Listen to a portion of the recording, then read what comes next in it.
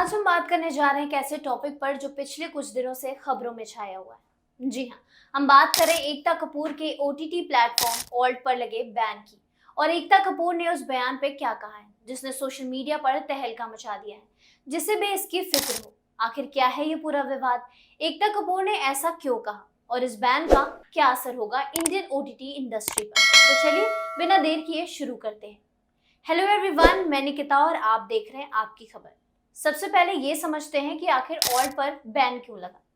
हाल ही में Indian government ministry of information and broadcasting ने 25 OTT platforms और उनकी वेबसाइट्स को ब्लॉक करने का आदेश दिया है, जिसमें ऑल्ट, उल्लू, डेजीफ्लेक्स, बूमेक्स और मूडेक्स जैसे नाम शामिल हैं। सरकार का कहना है कि इन प्लेटफॉर्म्स पर अश्लील, वल्गर और कुछ मामलों में पोर्नोग्राफी कंटेंट दिखाया जा रहा था, जो इंडियन लॉज का वॉयलेशन करता है। और जो पहले ऑल्ट बालाजी के नाम से जाना जाता था, एकता कपूर की कंपनी बालाजी टेलीफिल्म्स का हिस्सा है। ये प्लेटफॉर्म्स 2017 में लॉन्च हुआ था और अपने बोल्ड और रिस्की कंटेंट के लिए हमेशा से चर्चा में रहा, लेकिन इस बार सरकार ने सख्त कदम उठाते हुए इसे बैन कर दिया है। खबरों के मुताबिक इन प्लेटफॉर्म्स पर ऐसे कंटेंट्स थे जिसमें न्यूडिटी शामिल थी, जो इंडियन कल्चर और कानून के खिलाफ है। लेकिन सवाल यह है, क्या ये बैन वाकई सही था या फिर ये सेंसरशिप का एक नया रूप है। इस पर हम बाद में बात करेंगे, लेकिन पहले जानते हैं कि एकता कपूर ने इस बैन पर कहा क्या है। जैसे ही ऑल्ट पर बैन की खबर आई, एकता कपूर ने अपने सोशल मीडिया हैंडल पर एक ऑफिशियल स्टेटमेंट जारी किया, जिसके साथ कैप्शन था, जिससे भी इसकी फिक्र हो। इस बयान में एकता ने साफ साफ कहा है कि ना तो वो और ना उनकी मां शोभा कपूर का ऑल्ट से कोई भी लेना देना है। उन्होंने बताया कि वो दोनों जून 2021 में ही इस प्लेटफॉर्म से अलग हो चुकी हैं और अब वो किसी भी तरह से ऑल्ट से जुड़ी नहीं है। एकता ने अपने बयान में लिखा, बालाजी टेलीफिल्म्स लिमिटेड, जो बीएसई और एनएससी में लिमिटेड है, एक प्रोफेशनली रन मीडिया ऑर्गेनाइजेशन है। और डिजिटल मीडिया एंटरटेनमेंट लिमिटेड ये हाल ही में विलय के बाद जिसे एनसीएलटी ने मंजूरी दी थी। ऑल्ट अब 20 जून 2025 से संचालित हो रहा है, लेकिन मैं और मेरी मां शोभा कपूर 2021 से ही ऑल्ट से किसी भी तरह से जुड़ी नहीं है।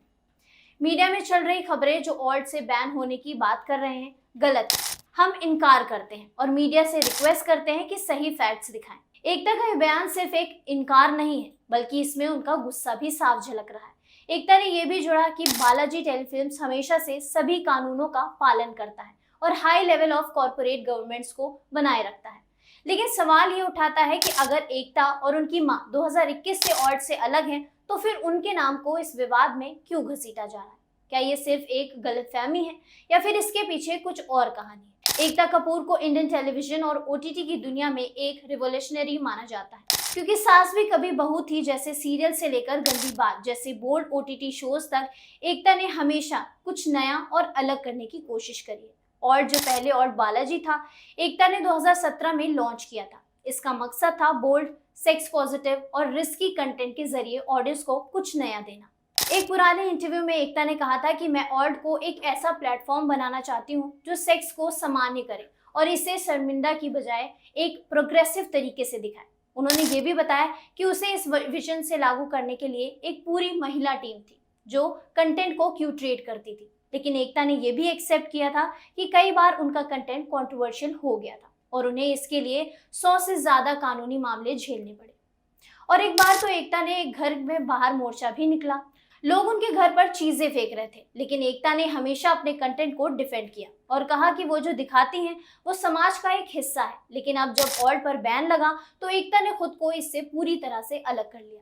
ये पूरा विवाद हमें एक बड़े सवाल की ओर ले जाता है, क्या ओटीटी प्लेटफॉर्म्स और सख्त रेगुलेशन की जरूरत है या ये सिर्फ क्रिएटिव फ्रीडम के लिए एक दबाने की कोशिश है। एकता कपूर ने भले ही ऑल्ट से खुद को अलग कर लिया हो, लेकिन इस बैन का असर बालाजी टेलीफिल्म्स पर भी पड़ सकता है। खबरों के मुताबिक कंपनी को करीब 900 करोड़ का नुकसान हुआ है। साथ ही ये सवाल भी उठता है कि क्या एकता कपूर का नाम सिर्फ इसलिए विवाद में घसीटा गया क्योंकि वो एक बड़ा नाम है, या फिर ऑल्ट पर वाकई में ऐसा कंटेंट था जो बैन की वजह है। इस पर आपकी क्या राय है? कमेंट सेक्शन में अपनी राय हमें जरूर बताइए।